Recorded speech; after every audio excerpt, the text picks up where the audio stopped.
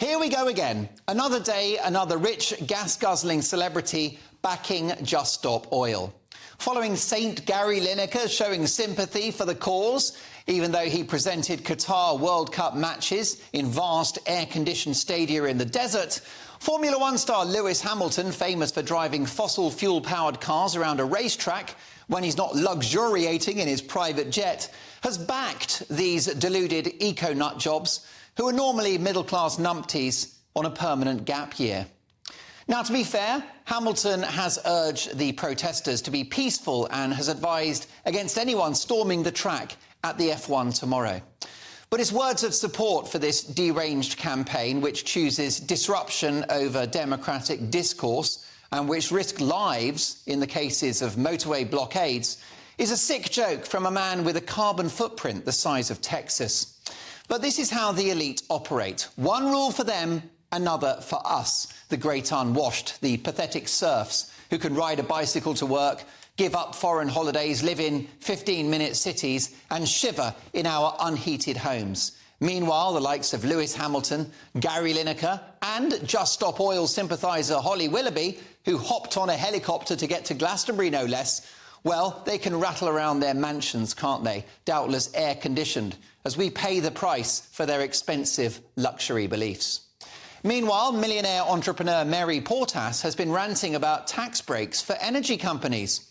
She's no doubt a nice lady and has done a huge amount for British enterprise. And clearly she's concerned about global warming, fair enough. But this is a very strange video in which she seeks to end tax breaks for energy firms. Take a listen.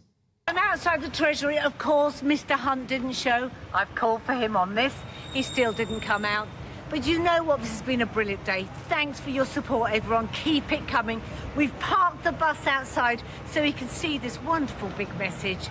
And we need all of you to keep pumping this out. Keep putting this on social media. We need to stop these tax breaks. Woohoo! It's just a jolly jape, isn't it? A bit of a laugh. It's just lols for these people and, of course, a headline. And it's Olympic-level virtue signalling. Portas's problem is that she's waded into a complex area with an attractive and simple solution.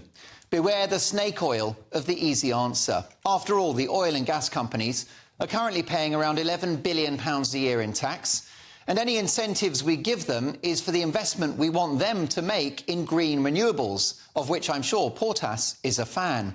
I hate to break it to you, but the government doesn't have the money to build an energy infrastructure. We either work with these businesses or we don't. Which is why Sir Keir Starmer's insane decision to cancel oil and gas licences, should he get into number 10, has been rejected even by his own trade unions, given the impact it will have on jobs, future energy security and the disincentive it places on energy firms to help turn the country green. I sometimes feel we're living in a parallel universe. For petrolhead Lewis Hamilton, Britain's most famous gas guzzler, to become an eco-warrior is beyond irony. That's like Kim Jong-un of North Korea nominating himself for the Nobel Peace Prize. Or Fred West putting himself forward as Celebrity Dad of the Year. The elite can't even see their own hypocrisy.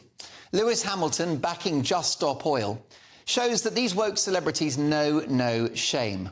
He's a wonderful sporting talent and a great British role model. But he should stick to driving polluting cars around a track rather than lecturing us about the environment from his smoky garage. This famous F1 star can F off.